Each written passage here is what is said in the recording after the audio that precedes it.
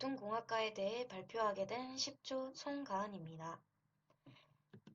교통공학과에 대해 소개하기 앞서 저희 10조는 저 포함 2명이 발표를 진행하게 됩니다. 저는 먼저 교통공학과에 대해 알아보고 명지대학교의 교통공학과는 어떤지 소개해 보려고 합니다. 저희는 학교에 가기 위해 버스나 지하철을 이용하고 해외여행을 가기 위해 비행기를 이용합니다. 이동수단이 없다면 불편해질 저희의 삶을 위해 교통 시스템에 흥미를 갖고 연구를 하는 곳이 교통공학과입니다. 다시 말해서 교통공학과란 이동수단으로 인한 문제와 도로, 환경, 안전 등의 문제를 해결하기 위해 다양한 교통 이론을 공부하는 학과입니다. 교통공학과는 교통안전, 교통시설, 교통운영에 대해 배우고 있습니다.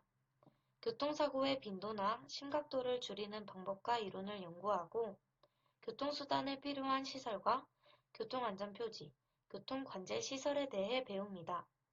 그리고 교통시설을 완공하고 나서 그 시설을 운영 및 관리할 수 있도록 배우기도 합니다.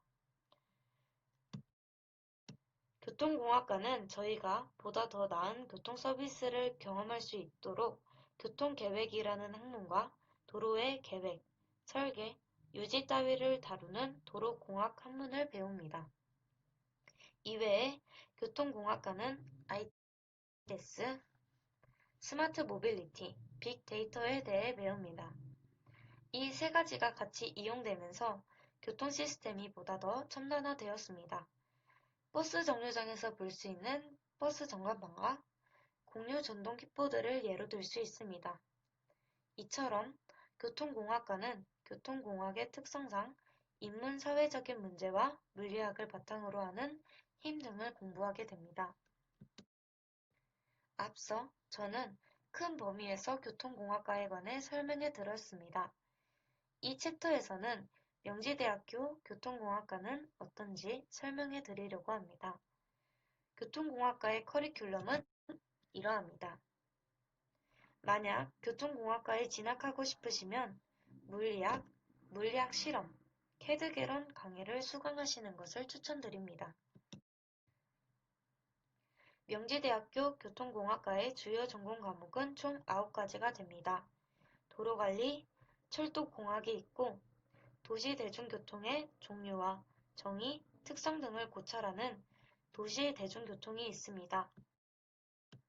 또한 교통시스템의 과학화를 추구하여 지능형 교통체계를 배우는 학문과 자동차 제조부터 크게는 차에 관한 서비스까지 배우는 모빌리티 산업의 이해가 있습니다.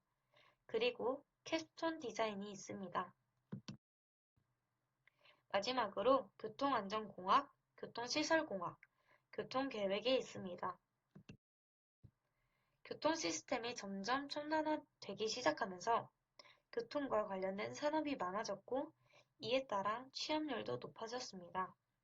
현재 보시는 그래프와 같이 2015년부터 2017년까지 교통공학과의 취업률은 절반 이상이었고 2018년도에는 85.70%로 높은 취업률을 보여주었습니다. 명지대학교 교통공학과에서는 교통경찰, 서울지청 등 공무원 및 공기업과 현대해상, LG, 소카 등 교통 관련사 기업에도 취업하기도 했습니다. 명지대학교 교통공학과는 교류 프로그램으로 교통공학과 학생들이 시야를 넓힐 수 있는 기회를 제공합니다. 햇세트대학 교류 프로그램은 석사과정 학생 간 교환 프로그램으로 2018년 4월부터 시작되었습니다. 햇세트대학은 교통 분야 석사 및 박사 교육 과정이 우수한 학교로 알려져 있습니다. 햇세트대학 교류 프로그램 말고도 어셈 조어 프로그램, 보프빌라 펀드 프로그램이 있고 이것도 마찬가지로 석사, 박사과정 학생들이 벨기에에서 공부할 수 있는 프로그램입니다. 전망에 대하여 알아보겠습니다. 이번 파트에서는 O2O 서비스, 그리고 빅데이터 및 스마트 모빌리티 산업을 바탕으로 앞으로 교통공학과 학생들이 우위를 가지고 진로를 결정할 수 있는 전망에 대하여 자세히 소개하도록 하겠습니다. 보통 교통공학 학생들은 다음과 같은 진로를 가집니다. 국가기관으로서는 다음과 같은 예들이 있고 교통경찰, 도로교통공단, 한국교통안전공단, 지방자치단체 등이 있습니다. 연구기관으로서는 다음과 같이 교통공학 교수, 교통심리학자, 도로교통협회, 건설기술연구원 등으로 진학할 수 있습니다. 교통관련 기업으로서는 소카, GS칼텍스, 현대해상, LGCNS 등이 있습니다. 실제로 LG가 과연 교통에 기여를 하느냐에 대해서 궁금증을 가진 분들도 많으실 텐데 실제로 LGCNS는 서울시 팀원이 서비스를 구축한 기업이기도 하며 IT 기술로 스마트 교통의 실현을 이루고 있습니다. 다음으로 모빌리티 기업에 대해서 설명드릴 건데 모빌리티 영어의 사전적 뜻은 이동성이라고 하는데 실제로는 교통수단, 이동수단 이렇게 생각하시면 될 것 같습니다. 실제로 모빌리티 기업은 스타트업으로 시작하는 기업들이 상당히 많습니다. 예를 들어서 코나투스의 반반택시, 마지막 30분의 2차, 카카오택시 등이 있고요. 실제로 기타 스타트업 지원 프로그램들이 현재 활성화되고 있어서 DB 코리아 트렌드 등 모빌리티 스타트업을 지원함으로써 모빌리티 스타트업 회사들이 잠재력이 생기게 되고 이로 인해서 교통공학과 학생들의 필요성은 당연히 증가할 수밖에 없습니다. 다음으로 전망에 대해서 소개해드리기 전에 우선적으로 알아두셔야 할 개념들이 몇 가지 있어서 적어놨습니다. 처음으로 빅데이터와 딥러닝 기술 기반의 교통첨단화입니다. 빅데이터는 현재 많은 분들이 아시다시피 기존의 데이터 처리량과는 다른 엄청난 양의 데이터를 처리하면서 거기 안에 있는 수많은 중요한 가치들을 뽑아낼 수 있는 기술입니다. 딥러닝 기술은 흔히 AI, 인공지능의 하위 개념으로 보시면 되는데 기계에다가 사람의 지능을 부여하는 것이라고 보시면 됩니다. 이를 통해 예를 들어 위에 두 그림을 보시면 통행 거리별 졸음 운전 거리를 측정하여 휴게소 설치를 예상하는 그런 자료입니다. 이런 모든 교통 데이터를 통한 빅데이터 기반 교통계획 및 운영 기술의 발전을 통해서 교통첨단화가 이루어질 수 있습니다. 다음으로 가장 중요한 개념이 아닌가 싶은데요. 오토 서비스와 스마트 모빌리티 산업의 만남입니다. O2O란 온라인 to 오프라인, 즉 온라인이 오프라인으로 옮겨진다는 뜻인데요. 정보 유통의 비용이 상당히 저렴한 온라인과 실제 소비가 일어나는 오프라인의 장점이 접목된 서비스입니다. 예를 들어 스타벅스에서 미리 가기 전에 주문을 넣어놓고 완성이 되면 테이크아웃을 하는 사이렌 오더 등이 있고요. 다음으로 스마트 모빌리티란 보다 지능화되고 똑똑해진 교통 서비스를 말하는데요. 이때 최첨단 충전, 동력 기술이 융합된 소형 개인 이동수단을 퍼스널 모빌리티라고 합니다. 예를 들어서 세그웨이, 또 요즘 자주 보이는 전동 킥보드, 전동 휠이 있죠.